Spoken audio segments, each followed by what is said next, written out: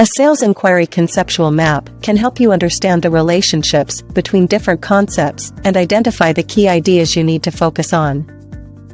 To create a conceptual map, start by brainstorming a list of key concepts related to sales inquiry and then link them together with precise phrases. This visual represents the relationships between your customers, prospects, and leads. By mapping out these relationships, you can see at a glance who is connected to whom and how each person fits into your sales pipeline. Creating a conceptual map can be a helpful way to get started with sales inquiry. When you create a conceptual map, you want to ensure that the links between concepts are meaningful. In other words, if you have two distinct clusters of concepts, you want to make sure that there are crosslinks between them that show how they are related. Creating a concept map is a useful way to organize information and ideas.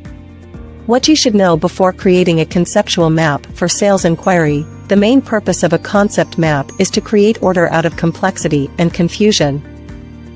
A conceptual map is a visual representation of the relationships between ideas.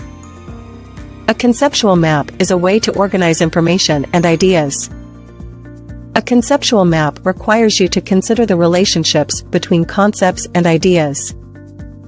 A concept map can be created using paper, electronic tools, or a combination of the two.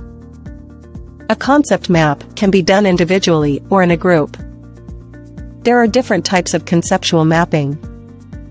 1. Concept mapping, the process of creating a visual representation of the relationships between ideas. 2. Thematic mapping, a concept mapping that uses a single word or phrase as a theme to unify a collection of concepts. 3. System mapping, a conceptual map that identifies the interrelationships among a system's components. Step 1. Determine the main area of focus that the concept map will serve. A concept map is built around central concepts linked to other concepts. The key concepts are the ideas or concepts that are most closely related to the central concept.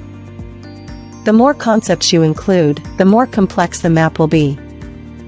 Step 2. List 15 to 25 key ideas related to the area of focus.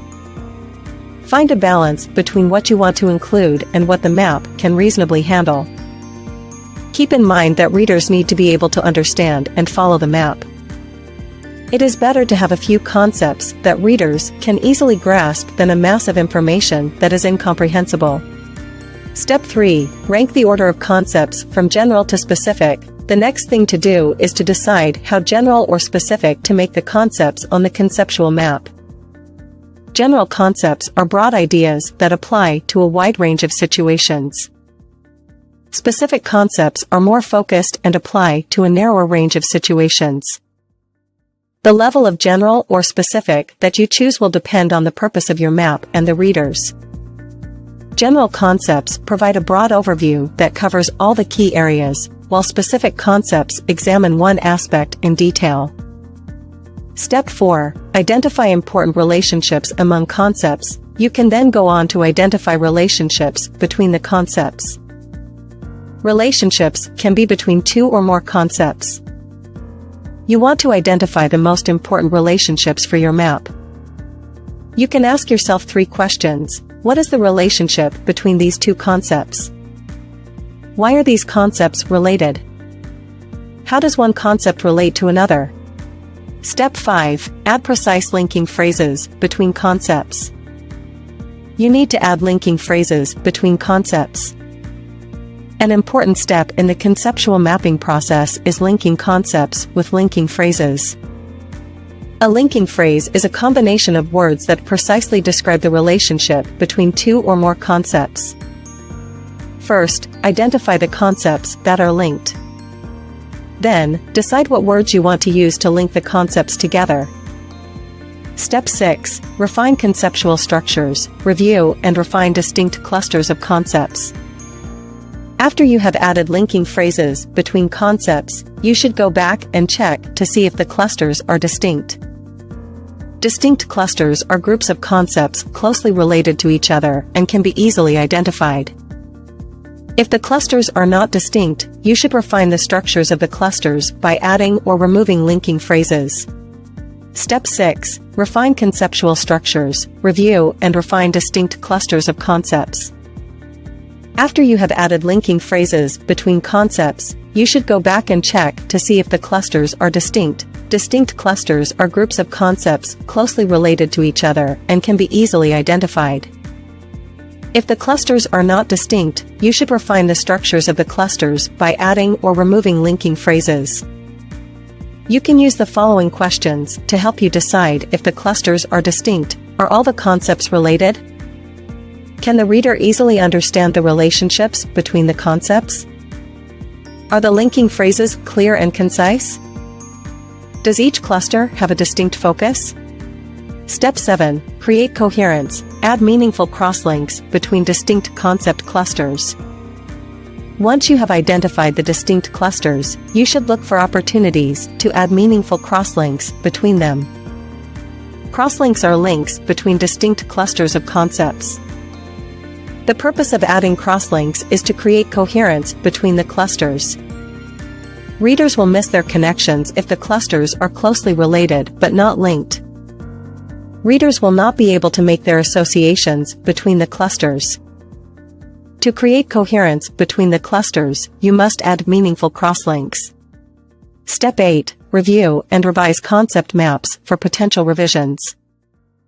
If a concept map is not working as you had intended, there are some things you can do to improve it.